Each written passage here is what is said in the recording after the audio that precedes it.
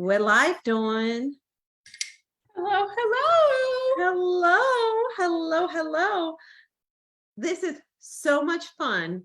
I am so grateful for you to saying yes to this. Dawn. Thank you. Yeah, I'm very excited. If everyone who knows and loves Dawn knows she does the best lives ever, she does the best videos ever. And so we've been working together on some fun stuff. And I just had this idea just to call her and go, will you go live with me on Friday and talk about your amazing life, please? Because everyone needs to hear this. And she was like, yeah, of course. And I did not, though, Dawn, give you the instructions to show up in the most beautiful place. I have asked if this is a real background or one of those fake ones you put on, and we'll see nature moving behind you. It's real, right? Real, yeah. It's I'm at my parents' condo down in Florida, and they live on the golf course. So yes, this is their view. It's beautiful. The water is calming and settling, and yeah, you'll hear birds go by. You might see some turtles in the background. Every once in a while, an alligator's out there. It's awesome. That is amazing. And like, I literally, when I saw Dawn with this background, I was like, oh, like this is perfect, because it is exactly what we were here to talk about, which was like creating your dream life, manifesting the life that you want. And it's like, and she's sitting here in it on a Friday chatting to her friend, right? Yes. So, and Claire, I didn't tell you this before, but as we speak, my home in Georgia is closing. And the new chapter is opening for me at 1 o'clock, which it's 1 o'clock now here, Eastern. The closing, they're signing I've already signed the papers and sent them. They're at the attorney's office. So anyway. All the chills. So when we get off this, my house will be closed in Georgia. I close on the home in this neighborhood down here August 30th. So in a week and a half. This is amazing. Oh my, okay. So we're going to talk about that. I mean, that's just, it's all tuned together. So I want to talk a little bit about, for people who don't know you or me, like how we know each other and our little journey together. And then I just want, I want everyone to, because I talk a lot about my life, and the people who know me might not know you, or might not know parts of your story. Even the people who know you might not know parts of your story. So you and I met 2-ish years ago. Yeah, just over 2 years ago. We were both living very, very different lives back then.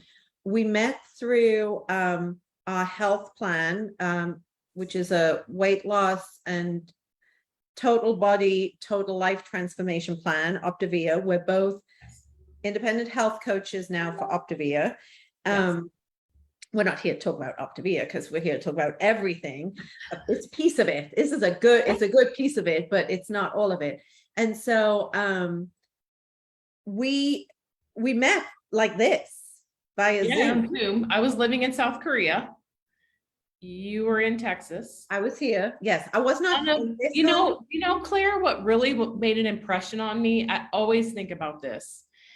On one of the coffee with client calls or community calls, your mom was on and you were on, and your daughter came in and waved to grandma. And it just made such an impression on me, because I love children. And I remember afterwards, like, I need to meet this Claire. Who is she? And I need to get to know her better. And then I don't know if you remember, but you were helping 46 people by your 46th birthday. And I thought, oh, I really like that idea. So I reached out to you, and that's how we first connected.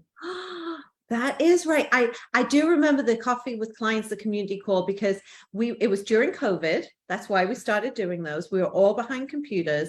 I was not living in this home, which was part of my manifestation story. I was living in a little rental at the time, working from a dining room table with everyone around, and my children hadn't seen their grandma in months and didn't know when we would see her again. So yes, to them, all of these faces on the screen was just, there's grandma.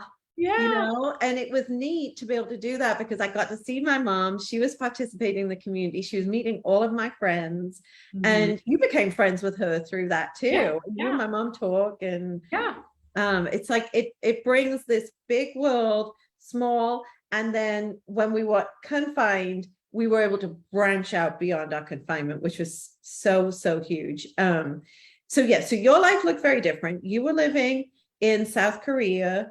You had a very important job that you love, and you were traveling. You were losing weight. You had decided to coach for Optavia, and we kept in touch because of that funny challenge, which is so funny because it was meaningful to both of us to kind of do that challenge to ourselves and other people. But we stayed in touch, and then we discovered that we both had a passion for manifestation, dreaming, dream creation, wanting more, wanting a more fulfilled life beyond the life that we have, right? And I think that's when you and I started talking more. Like, we actually talked on the phone about coaching. We talked on the phone about being bold and claiming our lives. And I remember you telling me about writing a list out of things that you wanted to create in your life. And that was when? I wrote a dreams list or desires list in January 2021. January 2021. Okay, so about a year and a half ago. Yeah. I feel like this work, like I love vision boards. I love personal development work. So it's not new work to me, but I hadn't done it in a while. Right. It's fun to write this desires list out again. Yes. And then I feel like I've just been more intentional about some practices to keep it in front of me. Yes. Although my life has been a little chaotic lately, and I knew this list existed, this 2021 list, but I hadn't really looked at it until recently. And then I was just like in awe of what has come since that time. It's crazy. So share with us, because I remember when you did that list. I do remember it. I did one of my own. And then recently we did a little class together where I challenged you to do a new list. That was when you thought, can I find this old list and dig it out?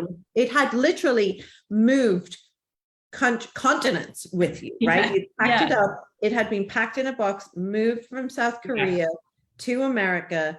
You dig it out, and you shared it with me and a few others privately. But that was where I was like, people need to hear this story because it's really cool. So so what happened? The time that I wrote the list, I was living in South Korea. Some of the things on the list, like retreat in Sharon, Georgia, my friend had a vision to start this retreat center. And I knew that before I moved to Korea, but that's about all I knew. I supported some of the work that was happening financially while I was there. But since I've been back, I put on my list, I put retreat in Sharon, Georgia. I had no idea when this retreat center was how it was coming to fruition, when it was if it was coming to fruition. So I've been back in the US since February, March, and I have been to Sharon, Georgia twice now, and I'm working with the nonprofit to help them move the mission forward. In the retreat. It's just crazy to me to think when I wrote this, you have no idea how that will happen. And here it is, it's happened. On my list were things like, Pilates. I always wanted to do Pilates, but I was really scared because I was morbidly obese, but I was working on getting healthier. So I thought, I'm going to put Pilates on my list. So I wrote done on it on 08/21, so August, so a year ago. I did my first, and it was in Korean. The class was in Korean. So I don't even know what they were saying. Like, I did Pilates. You were literally just following along. I was just like following along. But now I did Pilates this morning at 6:30. I'm doing Pilates about 3 days a week right now, which is just crazy again. Like, I put some travel things on my list. I had never been to Paris, so I put travel to Paris. And my position was eliminated in Korea. I found out in October, and I chose to leave in December. And I thought, well, gosh, COVID's been happening. We hadn't really been able to travel that much, so I might as well travel. And so there was vaccinated travel lanes between Singapore and Korea. So I went to Singapore, stayed at my friend's home for a month, 30 days. And again, think about manifesting that. Like, anyway, and then traveled to the Maldives, Spain, and Paris. And Spain's on there too, travel to Spain. I've been to Spain back in 2015, but I always wanted to go back. I love that. Oh, and Spain's on there too, by the way. Yeah, I have a lot of travel things on my dreams list, always. Like, that's always one of the things. But Can I share a human experience I had about you at the time? So I remember you claiming these desires, and you were was it a high-rise apartment you were living in yeah, I always lived in like 10 on the 10th floor or I whatever. pictured you in a high-rise Yeah. apartment because I would see you on these Zooms. And Yeah. and so then I feel like fast forward, and I'm living vicariously through Dawn as she's live from the Maldives, as she's live from Paris, as she's like, you just have to go follow Dawn if you don't already. Like my friends who don't know Dawn, go follow her, Brenda, because you can go back through and just live vicariously through you. But a bit of me was like, oh, like I've been left behind. She's really good at this. Like, I need to put some stuff on my list. There was like a little bit of me. It was like, and a huge bit of me was like, look at her bloody well making this happen. Look at this. Mhm. Because there was something you said earlier that I don't want us to lose sight of, and I want you to share more of these, because like you literally have a list this long. Yeah. Boom, boom, boom, Yes. boom, boom.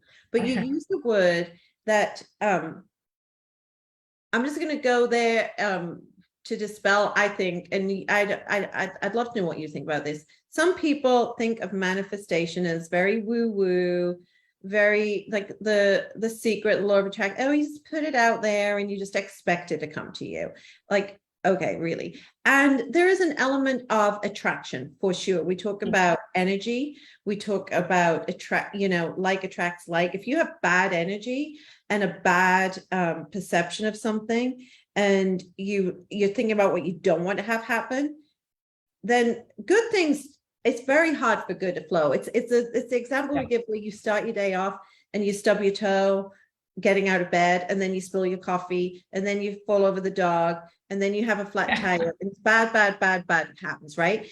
And so we get into this energetic like headlock sometimes that stops good coming. So you do need to be in an energetic flow. But when we talk about manifesting, when I talk about it, I think when you talk about it, it isn't about just putting it on a bit of paper and locking it away and expecting it just to start happening. You are intentional about this. Like you intentionally kept it in front of you. You were intentional about your practices. You thought about this. And when circumstances in life came to you in certain ways, you saw it and you took it and you went with it. So you acted on opportunities that popped up. You looked for opportunity, you created opportunity, like you were intentional about your life. It wasn't just you sat there and someone picked you up and took you to Paris, and someone picked you up and took you. And so I think I love that you use that word intentional, because I think it's an important distinction in the way we manifest. It's intentionally creating and manifesting. And so carry on with your list. Oh, okay. No, and I totally agree with what you said there too. Okay, good. Sorry, I did ask a question. I'll use my example. Like I could have, when I was leaving Korea, I could have just come directly back to the US, but I took it as an opportunity. When is the next time I'm going to have opportunity without a position, a big position? I had my Optavia business, which was providing me income. With that business, we can work from anywhere. And I took the I could have been like, I could have changed my energy and been really like, I mean, I was upset about the decision to leave Korea, and I was sad, but I shifted really fast and said, what can I need to take advantage of this. And I need to just create. And I was very intentional about it. I spent my 51st birthday in the Maldives on purpose. Like I crafted my, I literally, when I did this these 2 months of international traveling, I had the first flight to Singapore and that was it. Mhm. And then I got to Singapore and said, okay, I knew I wanted to go to the Maldives because people said, Right. don't leave Southeast Asia until you've been to the Maldives. I knew I had Paris on my list. I love Spain. I would love to have gotten back to Spain. So yeah, was Yes. intentionality and mindset work And mindset. about it as well. I love it. I love it. So give us some more great examples. Okay, so this is crazy to me still. Mhm. Country club membership, Mhm. golf lessons, and time with my mom and dad. So my parents lived down in Florida, in this golf community. And I used to come here at Christmas. I'd usually spend a week with them or so. And so, a quality time with my parents, they're aging. And so that was really important to me. So when I came back to the US, this was my landing space. Mhm. And I spent lots of time with them. Mhm. And I haven't taken golf lessons yet, but I'm now living, in a couple weeks, I will have a country club membership with golf included. And so it's just that kind of stuff too. Again, when I wrote this list, I had no idea where or how this would happen. Right. Right. You wrote the list in the winter on the 10th floor of an apartment building in Seoul, South Korea, while in a completely different position. It was in your heart. It was a desire you had. It came to your head. It came to your heart for a reason. And I mean, where you're sitting right now, like you said, today, right now, you're actively closing on your old home, selling it so that you can buy a new home here in this community. Yes. And parents. Okay. And manifesting too, Claire, like what I keep calling vibrant life. Uh-huh. And because I could have rushed and got another big job, but I had this business and I have a skill set that is needed. And I kept thinking to myself, how can I just craft the life that I want?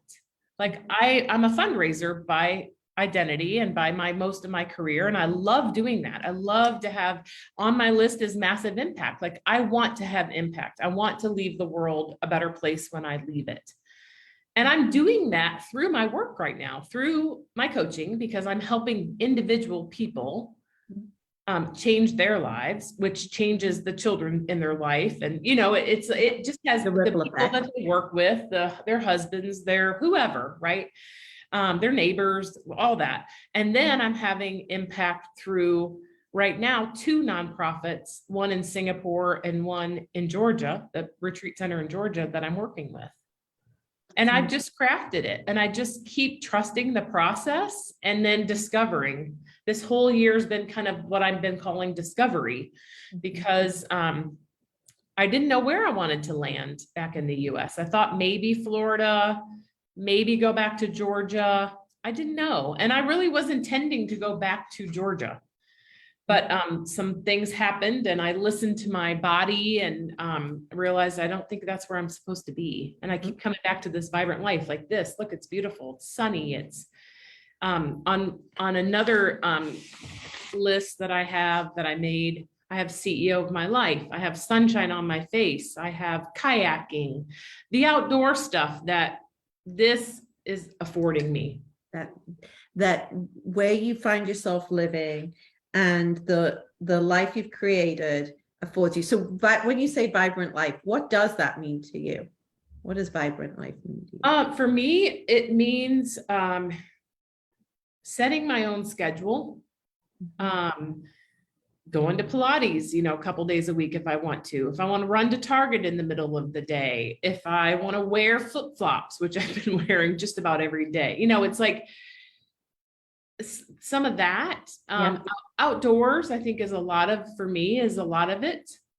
And still having impact though, still having purpose. Right. Yeah. Can I change that still to while having impact? Having impact and because yes, that was, as you were saying that, the flip-flops, the thought that popped in my head was, and she's doing all of this while having an impact Mm-hmm. and living her purpose, which you are. It's amazing. What was on your mind? Like, so take us off back in time to when you were in South Korea writing out this list for the first time. Because you're the same person I met, but you're a different person, right? Than when we first met. I think I'm the same person, but I'm a very different person. I think we're both a lot more confident.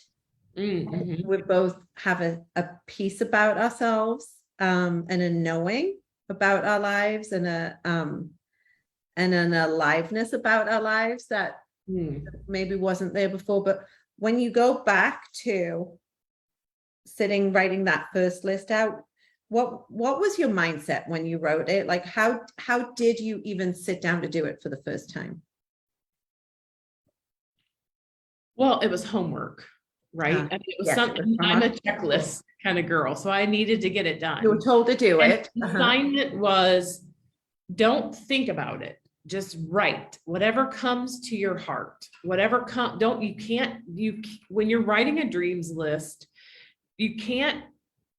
What starts coming up, like here's on the list, is buy a private jet. Well, what could come up right away is, how will I ever afford that, right? But this list is just keep writing. Yes. Just don't let any of that negativity that could potentially come into your space about how that would ever happen. Just write. You don't have to know the how, the when, the why. You just write. And so yeah, there's lots of things on that list. Again, sometimes I just look at it and go, how did this happen? How in the world did this come together? But it has a lot of things on here have. And it's important, I think, to know on that list, there's a lot of stuff, right? I know there's diamond earrings. Are you wearing them? Oh no, I have. No, you're wearing your beautiful. But there's diamond earrings. So there was stuff. Yeah.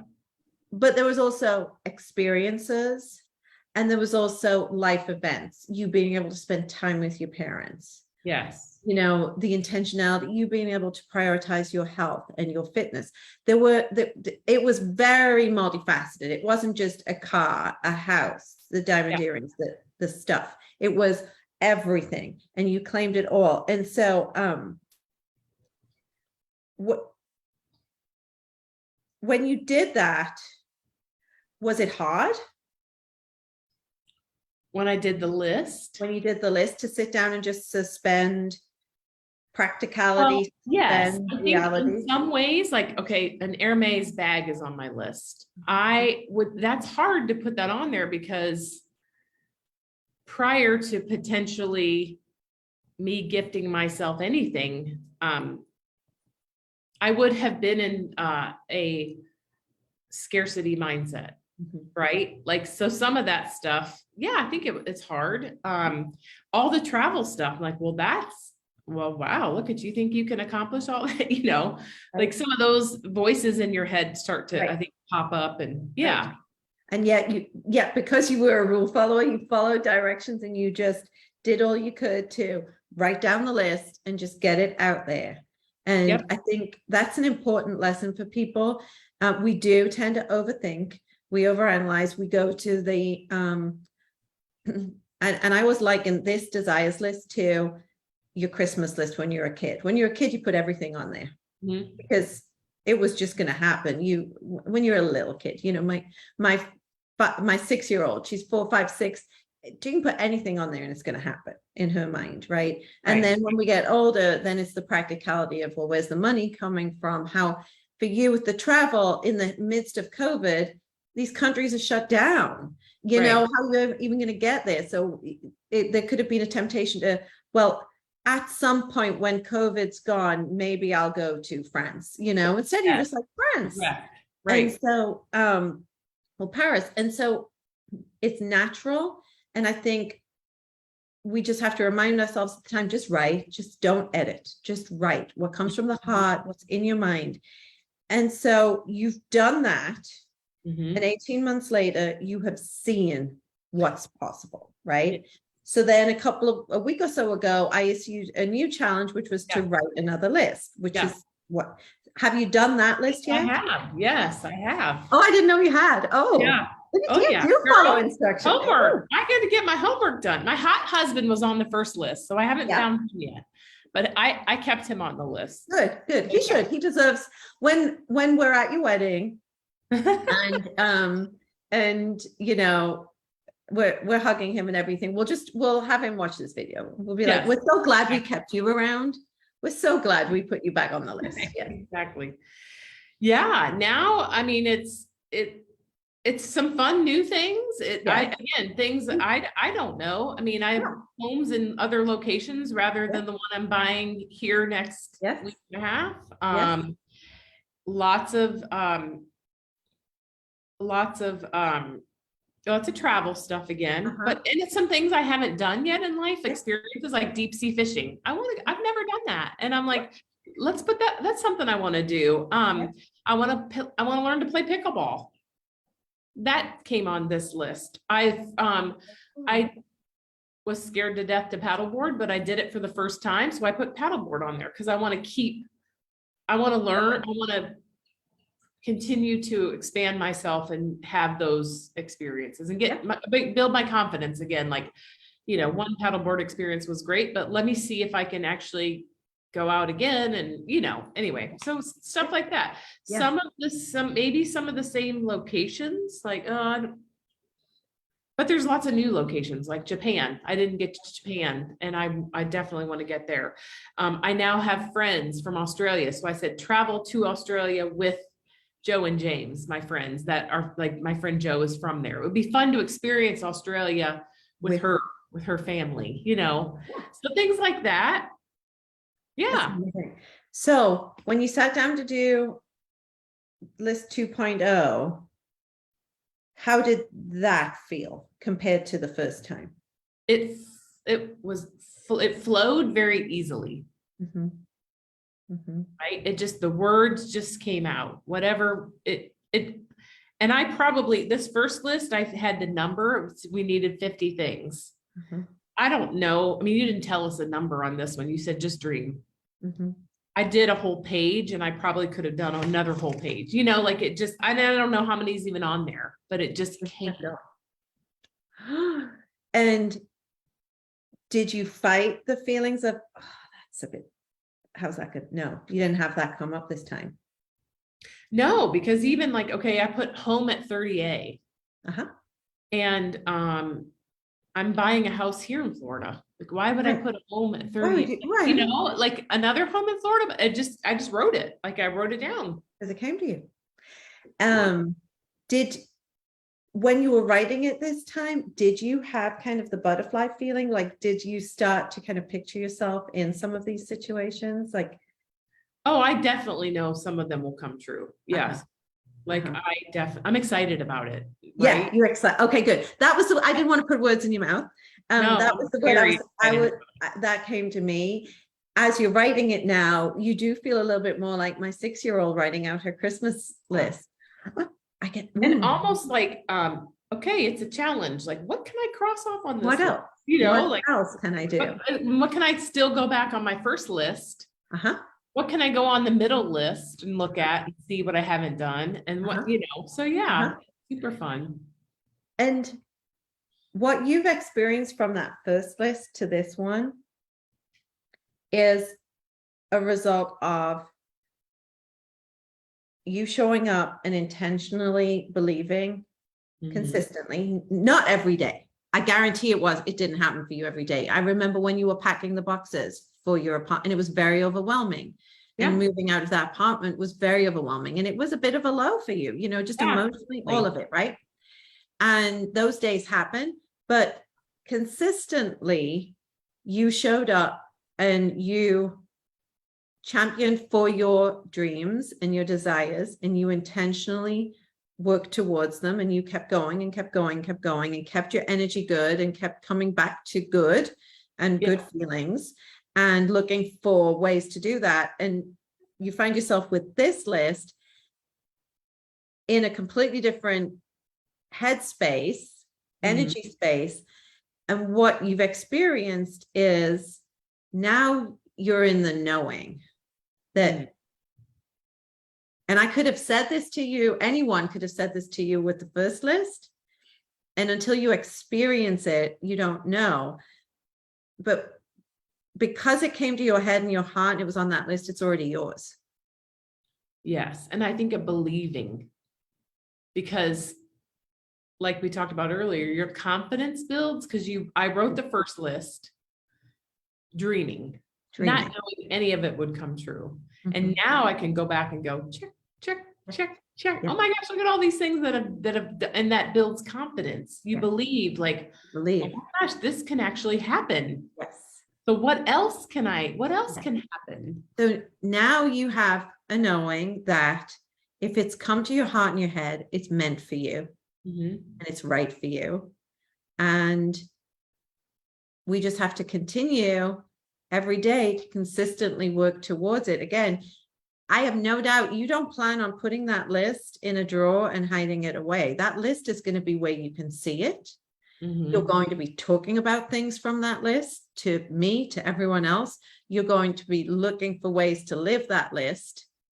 You may not have the house on 30A right now, but the first chance you get an opportunity to go stay on 30A with one of our friends, because we do have friends who live there, you'll go and you'll get to live that experience, and then you'll keep moving in that direction. I think that's an important thing that I know you do, that a lot of really good manifestors do. They're not waiting for the actual thing. You don't wait for the thing to happen to you. You go start living your life. You go start experiencing it, because ultimately all we want from the things in our lives, the dreams and the desires, is the experience of it. And so if you get to go to 30A in a month and live that life, it's as if you've got that house there, and then the house will come at some point. Yeah. And Claire, do you know what I just thought of too? Is that I remember at one point when you said you were working on manifesting stuff, I said, I'm going to send you a list. So what I need to do is look at that list that I have in my notes on my phone and compare it with this, because there's also a lot of things on that were not on this at all. I know. So, you know, when you really, and I think it's an awareness too about all the blessings that we have, because we just tend to overlook them. We do. And that's what I always try to remind people of. And I think it's so important. It starts with a gratitude. It all starts if you want to create something in your life, and you want good things to come, and you want to feel happy and joy, and you want to live this vibrant life that you're living, the life that I'm living, it starts with a gratitude. And that gratitude happens even in the cruddy times. You've got to start with the gratitude. There is always something you can be grateful for. And I don't mean that in the hokey way, but there is always something to be grateful. When you start with gratitude, then love comes, then positivity comes, and good things come. So that's, even at your darkest time, you look for things to be grateful for, and the good kept coming. And so it's one of the hardest, yet most simple things for people to do, is consistently, even when things are going wrong and things don't feel great, and you don't think there's something to be grateful for, to be grateful for it. And I spoke about this to our group. The house I'm in, that I was not in when you and I first met, it did not exist. It now is exactly the house I created in my brain. I hated the house I was in, hated it. All I brought with me every day was, I hate this house. I hate this house. I hate this house. I want this house. I want this house. I want this house. And this house never came, never came for years and years. And I had enough money, yet it never came. I had a block. The minute I learned to accept and find something I was grateful for in the home that was providing me shelter every day. And one day it was literally just the AC works. The AC works. I'm grateful for that. Right. Literally, I was finding things to be grateful for. The minute I started turning that around, everything started. So I know everyone has something in their life that they're like, I really want this thing to change. changing your energy around it too. I'm grateful for, and find something about it you're grateful for, even though you want something more or different, helps. I'll share Jesus, one more quick thing because I know we've please. gone long. I could But stay here all day. I had a Mercedes 350 on my list. And so when I came back to the US, like I could have bought that car, right? But when I was looking for cars too, I was paying attention to signs. Mhm. And when I went, and I ended up buying a BMW, an X3, right? I wanted an SUV for Aggie. But when I went to it was a private seller, and I had a budget in my mind, and I was buying used, like, all those things, right? So anyway, I went, and there was St. Agnes Church. Well, Aggie is, Yes, it Agnes. does.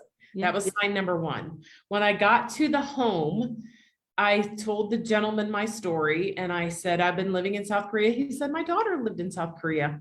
He had three daughters. One of his daughters lived in South Korea. That was sign number two. And then he said, oh, this is actually my wife's car. She's out on a walk with our dog. It's an Australian Labradoodle. And that's what Aggie is. And I was like, this is my car. Like, it just, so again, I think sometimes your dreams can look a little bit differently based on maybe what comes into your space, right? Exactly. It's being open to, the phrase I often use is this or something better. Because if we get so locked into the specifics, sometimes we stop the better coming. And we don't always know what exactly is the right thing for us. So this or something better leaves some open creative space for the something better. Yes. I love that. I love that story. Aggie will love her car, and she's going to love her new home. And I know. it's awesome. Well, Dawn, this has been so fun. So fun. I just love you to pieces. And I'm so grateful to have you in my life. And when I came back to the US, you were one of the first people I got to see. And I was so happy. And I'm just grateful. I'm grateful for you, and the people that you've introduced me to that are in your network, your mom, your, Donna and Cheryl, like, just, I don't know. I'm super, super happy to be connected to you and have you.